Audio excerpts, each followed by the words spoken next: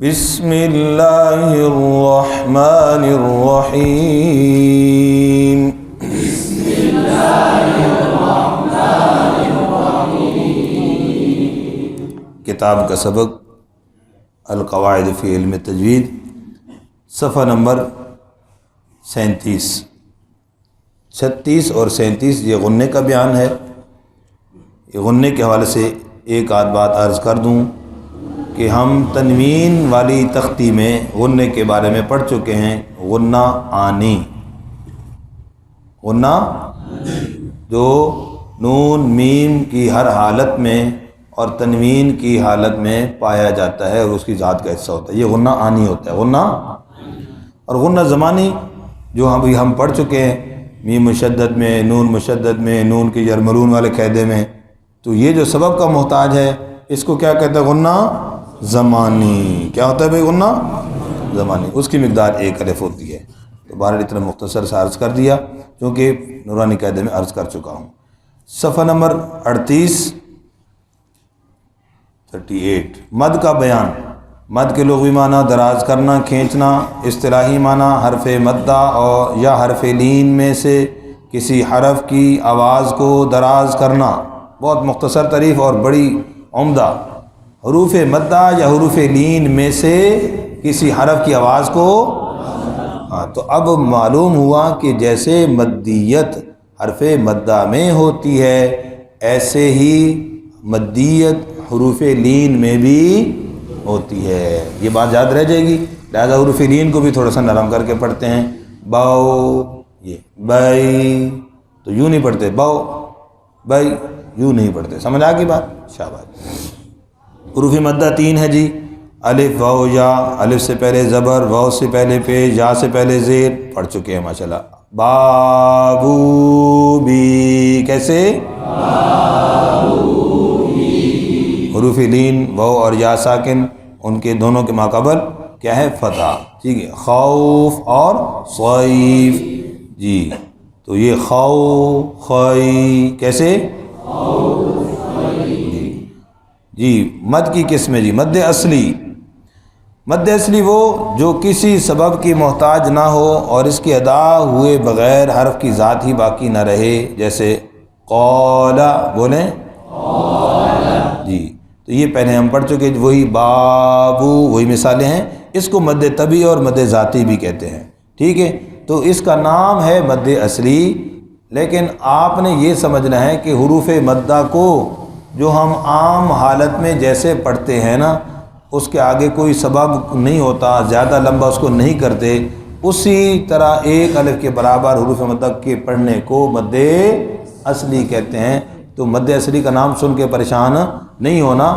جیسے بچہ نورانی قاعدے میں حروف مدہ کو پڑھتا ہے بابو، تو وہ کیا کر رہا ہے؟ مد اصلی کر رہا ہے، تو اس لیے پریشان نہ ہو جائے کہ مد اصلی کی تعریف تو اس کو آتی نہیں، لیکن پڑھنا تو آ رہا ہے نا بھائی جی، تو پڑھنا اصل ہے، تعریف نہ بھی ہے، کوئی بات نہیں۔ مد اصلی کا حکم، اس کو ترک کرنا شرعاً حرام ہے، کیونکہ اس میں قرآن کا ایک حرف کیا ہو جاتا ہے؟ کم ہو جاتا ہے جی۔ مد فرعی وہ جو سبب کی محتاج ہو، اس کے ادا نہ ہونے سے حرف کی ذات ختم نہیں ہوتی، البتہ تجوید کے خلاف لازم آتا ہے، جیسے جا۔ اسی طرح مد متصل و منفصل کی مثالیں دی، اس کو مد زائد بھی کہتے ہیں۔ مد فری کا حکم، اس کا ترک کرنا اگرچہ حرام تو نہیں ہے مگر موجب گناہ اور مکروہ ضرور ہے، موجب گناہ ہے، ٹھیک ہے۔ خاص طور پر جن لوگوں نے پڑھ لی تجوید، اب ان کے لیے تو بھائی نہیں چھوڑنا نا، ان کو تو نہیں ترک کرنی چاہیے۔ مد کے سبب کتنے ہیں جی؟ حمزہ، سکون، شادت۔ اب اجماعی سبب ہے وہ 2 بتائے جاتے ہیں، حمزہ اور سکون۔ یہاں شد بتا دی، کیوں کہ بھائی جہاں دیکھتے ہیں مد لازم کلمی مسکل، تو کہتے ہیں یہاں شد کی وجہ سے تو مسکل نام ہے، تو پھر مد کا سبب شد کو شمار کیوں نہیں کرتے؟ اس لیے ہم نے شمار کر دیا، ٹھیک ہے، تاکہ سمجھنے میں آسانی رہے۔ مد فری کی 9 قسمیں ہیں، اگر سبب مد حمزہ ہو تو 2 قسمیں ہیں، اگر سبب سکون ہو تو 5 قسمیں ہیں، اگر سبب شد ہو تو 2 قسمیں ہیں۔ اب مد فری کی 9 قسموں کی تفصیل۔ سبب مد حمزہ ہو تو 2 قسمیں ہیں، مد متصل اور مد منفصل۔ نمبر 1 مد متصل، حرف مدہ کے بعد اگر حمزہ اسی کلمے کا ہو، حرف مدہ کے بعد حمزہ، ہاں جی، جی کہتے ہیں متصلاً، مد متصل کی طرح متصلاً، آگے کیا کہتے ہیں؟ ان جمع بکلمتی، ان جمع حرف مدہ اور حمزہ دونوں ایک ہی کلمے میں ہوں جمع، ٹھیک ہے؟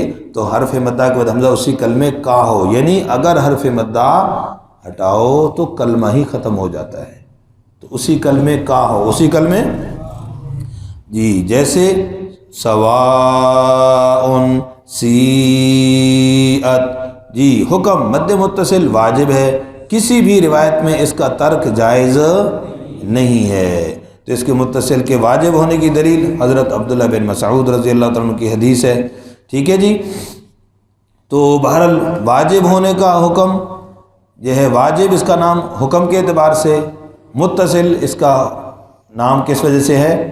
سبب کے اعتبار سے، یاد رہ جائے گا۔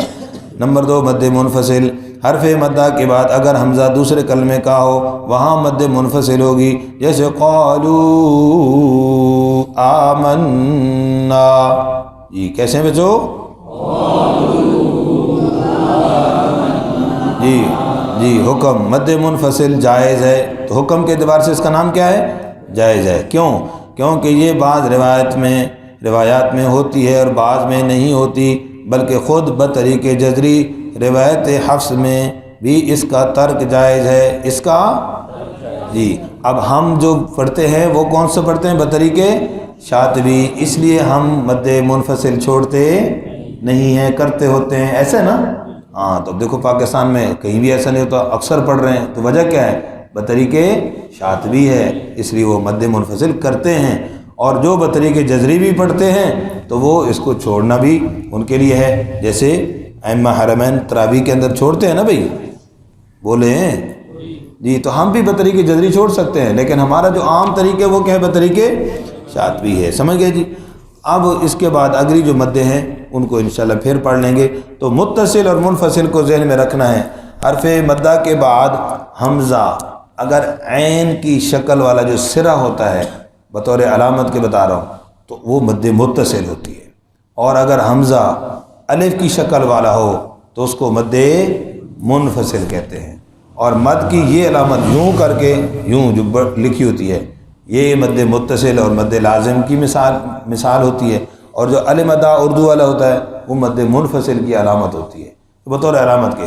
اس کو چھوٹی اور بڑی مد کہتے ہیں، تو آگے اس کی مقداریں بھی آ رہی ہیں۔ تو چھوٹی اور بڑی اس کا کہنا صرف یہ کتابت کی روح سے جو چھوٹی لکھی ہے اس کو چھوٹا کہہ دیا، اور جو بڑی لکھی ہے اس کو بڑا کہہ دیا، ورنہ مقدار کے اعتبار سے دونوں برابر ہیں، دونوں میں توسط ہوتا ہے۔ آگے اس کی مقداریں آ رہی ہیں، ٹھیک ہے؟ باقی پھر انشاءاللہ پڑھیں گے۔ جزاکم اللہ خیر۔